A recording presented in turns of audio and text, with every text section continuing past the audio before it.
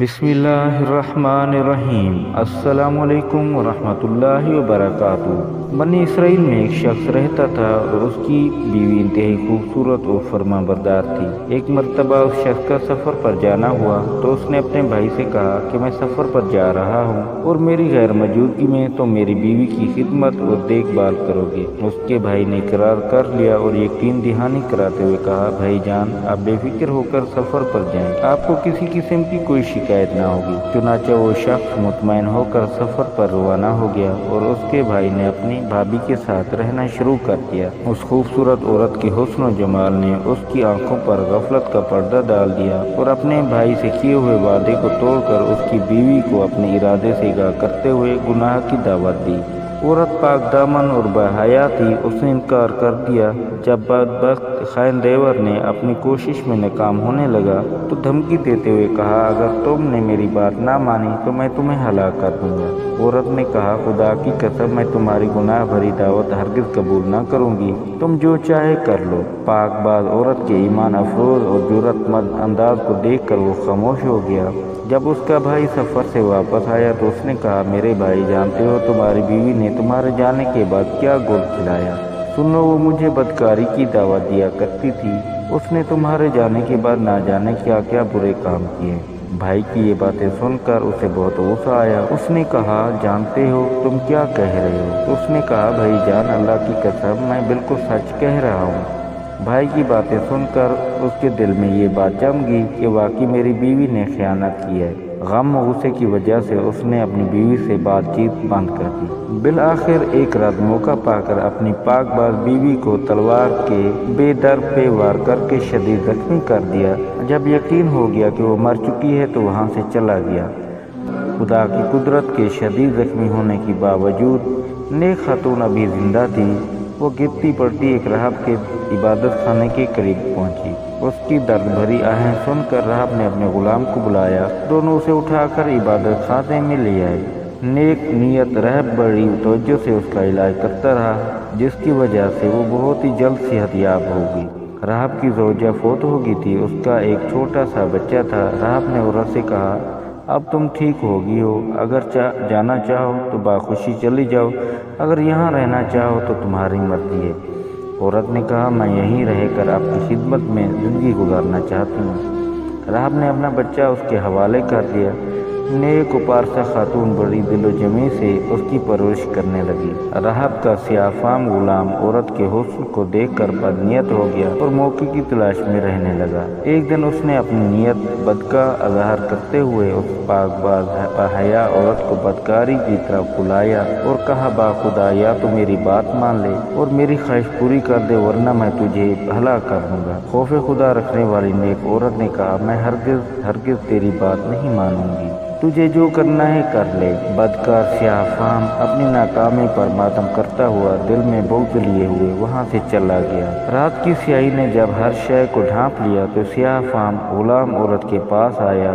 بچہ اس کی گود میں رو رہا تھا، وہ اسے بہلا رہی تھی۔ ظالم و شہوت پرست سیاہ فام غلام نے تیز چھری سے بچے کا گلا کاٹ دیا۔ چند ہی لمحوں میں اس نے تڑپ تڑپ کر جان دے دی۔ غلام دوڑ کر راہب کے پاس گیا اور کہا، حضور، کیا آپ جانتے ہیں کہ آپ کی اس مہمان خبیث عورت نے کیا کارنامہ کیا ہے؟ کیا آپ کو معلوم ہے اس نے آپ کے ننھے منھے بچے کے ساتھ کیا سلوک کیا ہے؟ آپ نے اس کے ساتھ احسان کیا، لیکن اس نے آپ کے بچے کے ساتھ بہت بڑا سلوک کیا ہے۔ ہائے ہائے، کیسی ظالم عورت ہے۔ راہب غلام کی باتیں سن کر بہت حیران ہوا اور پریشان ہو کر کہا، تیرا ناس ہو، بتا تو صحیح، اس نے میرے بچے کے ساتھ کیا کیا ہے؟ اس نے کہا، حضور، اس نے آپ کے لاڈلے بچے کو ذبح کر ڈالا ہے، اگر یقین نہیں آتا تو چل کر خود اپنی آنکھوں سے دیکھ لے۔ راہب دوڑتا ہوا وہاں پہنچا تو دیکھا کہ واقعی بچے کا گلا کٹا ہوا ہے اور اس عورت کا جسم خون میں لت پت ہے۔ رہبر نے عورت سے پوچھا، میرے بچے کو کیا ہوا؟ اس نے کہا، میں نے اس کے ساتھ کچھ نہیں کیا، بلکہ آپ کے غلام نے مجھے گناہ کی دعوت دی۔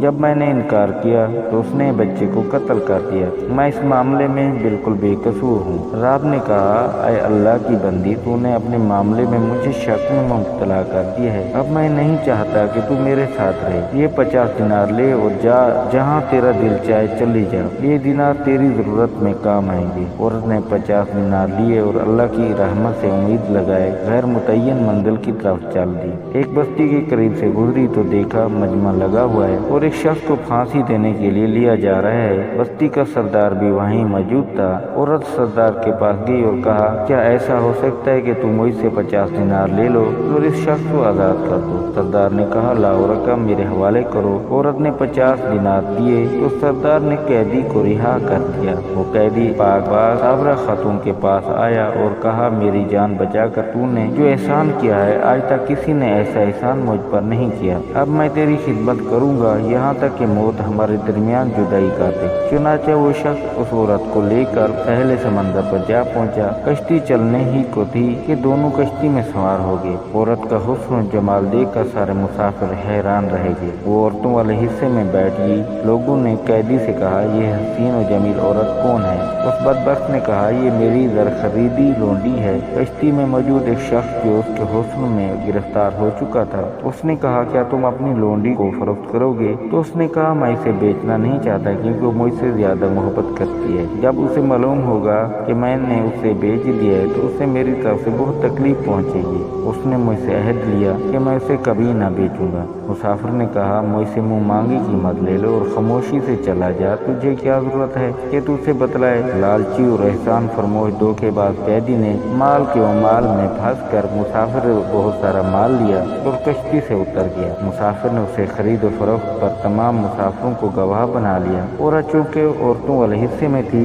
इसलिए उस मामले से बेखबर रही। जब मुसाफिर को यकीन हो गया कि उसका मालिक जा चुका है, अब वापस नहीं आ सकता, तो औरत के पास आया और कहा, आज से तुम मेरी मिल्कियत हो, मैंने तुम्हें खरीद लिया है। औरत ने कहा, खुदा का खौफ करो, तूने मुझे कैसे खरीद लिया जबकि मैं आज़ाद हूँ और किसी की मिल्कियत में नहीं हूँ? मुसाफिर ने कहा, इन बातों को छोड़, तेरा मालिक तुझे बेचकर यहाँ से चला जा चुका है। अब तू अपने मालिक के पास जा सकती है और ना ही वो रकम वापस कर सकती है जो तेरे मालिक ने मुझसे ली है। मैंने माल कसीर देकर तुझे खरीदा है और तमाम मुसाफिर इस बात पर गवाह हैं।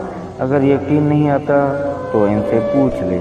सब मुसाफिरों ने कहा, अल्लाह उज़्ज़ जल की दुश्मन, इसने वाकई तुझे खरीदा है, हम सब इस बात पर गवाह हैं। नेक और पाकबाज जुर्रतमंद औरत ने कहा, तुम्हारा नास हो, अल्लाह से डरो, खुदा की कसम मैं आज़ाद हूँ। आज तक कभी कोई मेरा मालिक नहीं बना, मैं किसी की लोंडी नहीं कि कोई मुझे बेचे। तुम इस मामले में अल्लाह से डरो। लोगों ने उस मुसाफिर से कहा, ये इस तरह बाज नहीं आएगी, इसके साथ जो सलूक करना है कर डाल, खुद ही मान जाएगी। ये सुनकर मुसाफिर उसकी तरफ बढ़ा। जब उस मजलूमा को अपनी इज्जत का खतरा हुआ तो उसने कश्ती वालों के लिए बद्दुआ की।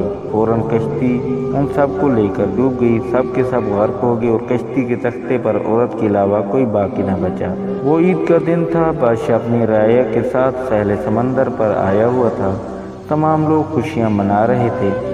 जब बादशाह ने कश्ती को डूबते हुए देखा तो फौरन 13 सिपाहियों को हुक्म दिया, जल्दी से कश्ती वालों की मदद करो। सिपाही गए तो उन्हें उसने एक औरत के अलावा कोई और जिंदा ना मिला। वो उसे लेकर बादशाह के पास आए। बादशाह ने हकीकत हाल दरियाफ्त करते हुए निकाह का पैगाम दिया।